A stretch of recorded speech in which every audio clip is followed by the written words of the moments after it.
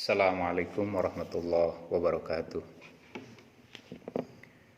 Innal hamdalillah nusalli wa nusallimu ala Rasulillah wa ala alihi wa ashabihi wa mawalah. Amma ba'du. A'udzu billahi minasyaitonir rajim. Fas'alu ahla dzikri in kuntum la ta'lamun. Shadaqallahul nadzim. Para pemirsa yang berbahagia, pada pertemuan kali ini kita akan membahas tentang suatu kasus, yaitu ada sebuah rumah besar, namun di dalam rumah besar tersebut terdapat WC atau toilet hampir semuanya menghadap kiblat. Kemudian ada yang mengatakan bahwa qada hajat atau buang air besar atau kecil ketika menghadap atau membelakangi kiblat itu hukumnya haram. Dan WC tersebut harus dibongkar kembali. Para pemirsa yang berbahagia, perlu kami menjelaskan dalam hal ini bahwa ketika kita melaksanakan qada hajat, menghadap atau membelakangi kiblat di WC yang berada di dalam rumah, itu hukumnya boleh, artinya tidak haram. Hal ini berpedoman kepada salah satu hadis di dalam kitab Sunan Ibnu Majah. An Ibni Umar qala ra'aitu Rasulullah sallallahu alaihi wasallam fi kanifihi mustaqbilal kiblat. Rawahu Ibnu Majah. Dari Ibnu Umar, ia berkata, saya pernah melihat Rasulullah sallallahu alaihi wasallam sedang qada hajat di kakusnya dan menghadap kiblat. Kemudian di dalam riwayat lainnya juga disebutkan an Aisyah taqalat dzukira inda Rasulillah sallallahu alaihi wasallam qaumun yakrahuna ayyastaqbilu bi furujihimul qiblah faqala arahum qad fa'aluha istaqbilu bi maq'adatil qiblat. Rawahu Ibnu Majah. Dari Siti Aisyah radhiyallahu anha, beliau berkata, telah diceritakan di hadapan Rasulullah sallallahu alaihi wasallam bahwa ada suatu kaum yang tidak mau menghadapkan kemaluan mereka ketika qada hajat ke arah kiblat. Kemudian Rasulullah sallallahu alaihi wasallam bersabda, aku pun telah melihat mereka melakukannya. Hadapkanlah kakusmu ke arah kiblat. Riwayat Ibnu Majah di dalam Sunan Ibnu Majah juz 1 136. Para pemirsa yang berbahagia, kemudian di dalam riwayat Bukhari dan Muslim disebutkan an Ibni Umar qala raqitu ala baiti ukhti Hafsah para'aitu Rasulullah sallallahu alaihi wasallam qa'idan li hajatihi mustaqbilas Syam mustadbiral qiblah. Rawahul Bukhari wa Muslim. Dari Ibnu Umar, beliau berkata, saya pernah menaiki rumah saudara perempuan saya, Siti Hafsah, salah seorang istri Rasulullah Sallallahu Alaihi Wasallam. Saya melihat Rasulullah SAW qada hajatnya itu menghadap ke Syam, membelakangi arah kiblat. Hadis riwayat Bukhari dan Muslim dengan lafaz hadis Muslim. Para pemirsa yang berbahagia, memang terdapat hadis yang melarang kita qada hajat itu menghadap atau membelakangi arah kiblat.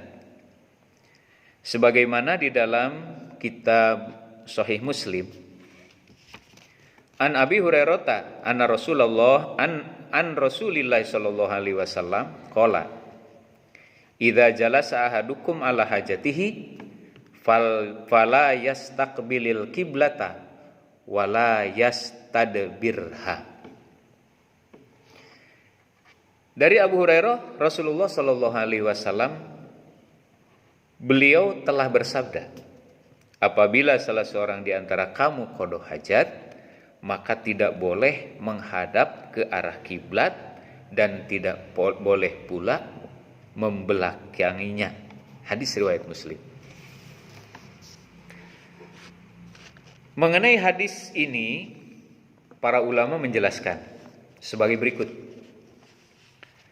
An-nahyu an istiqbalil kiblat wastidbariha inda qada'il hajat innama huwa fis sohra'i wa amma fil bustan fala ba'sa.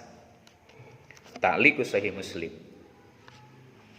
Larangan menghadap kiblat dan membelakanginya ketika qada hajat, yaitu ketika berada di tanah lapang. Adapun qada hajat di dalam sebuah bangunan itu boleh, tidak mengapa. Para pemirsa yang berbahagia, bahkan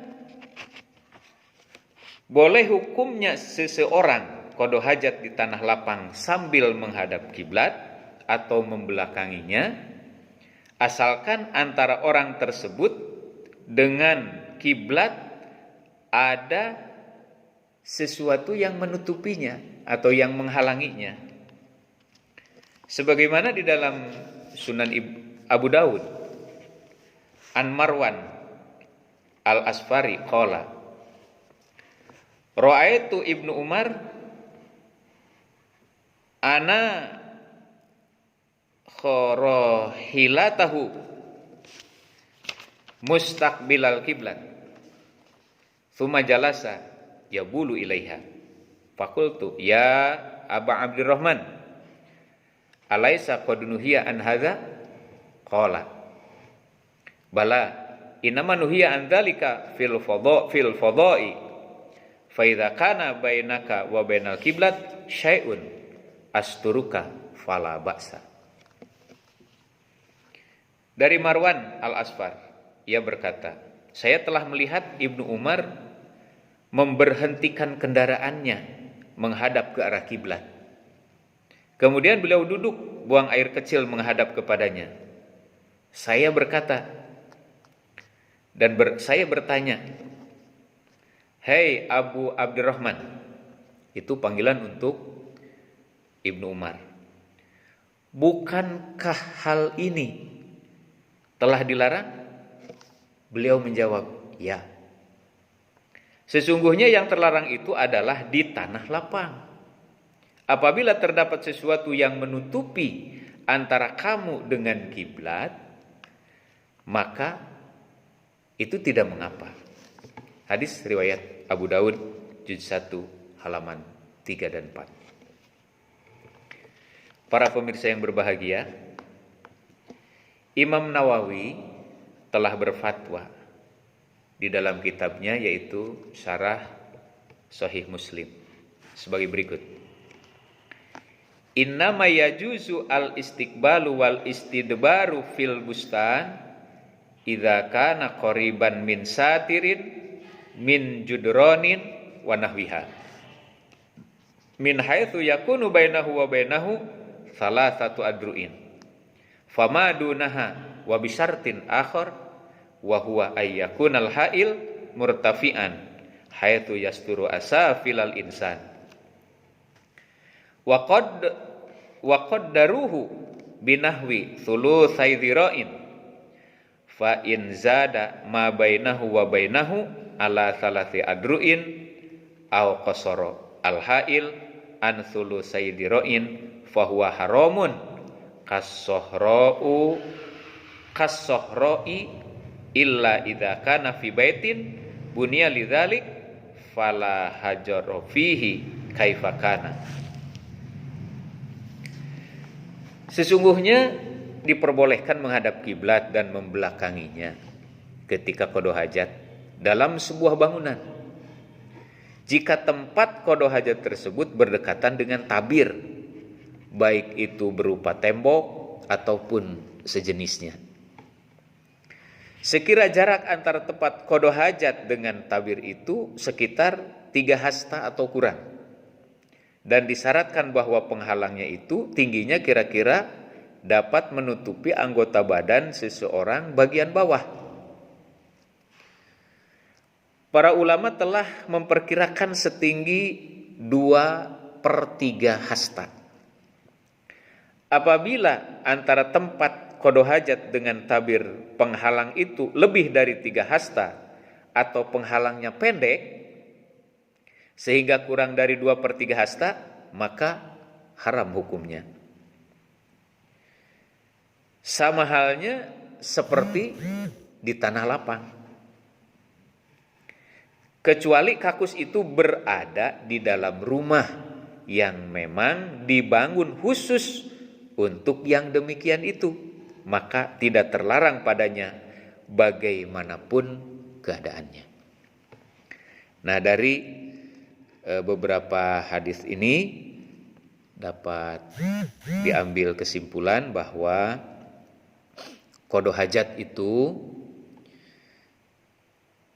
bagi yang melaksanakannya di luar bangunan dan tidak ada penghalang, tidak ada tabir, itu tidak boleh. Haram, paling tidak itu su'ul azab. Karena menghadap atau membelakangi kiblat.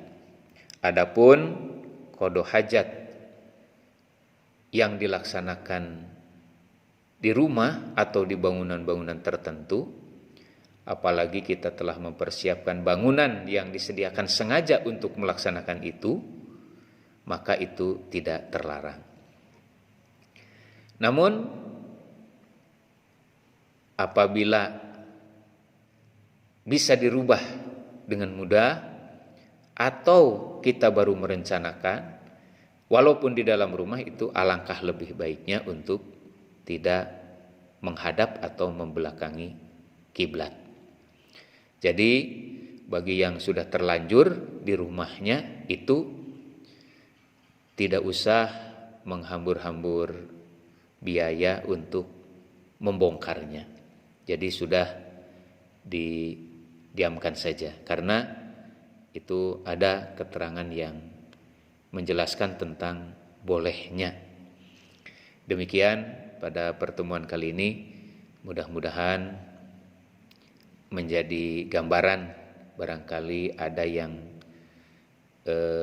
kejadiannya sama seperti yang diceritakan pada kesempatan ini. Wallahu a'lam bishawab. Assalamualaikum warahmatullahi wabarakatuh.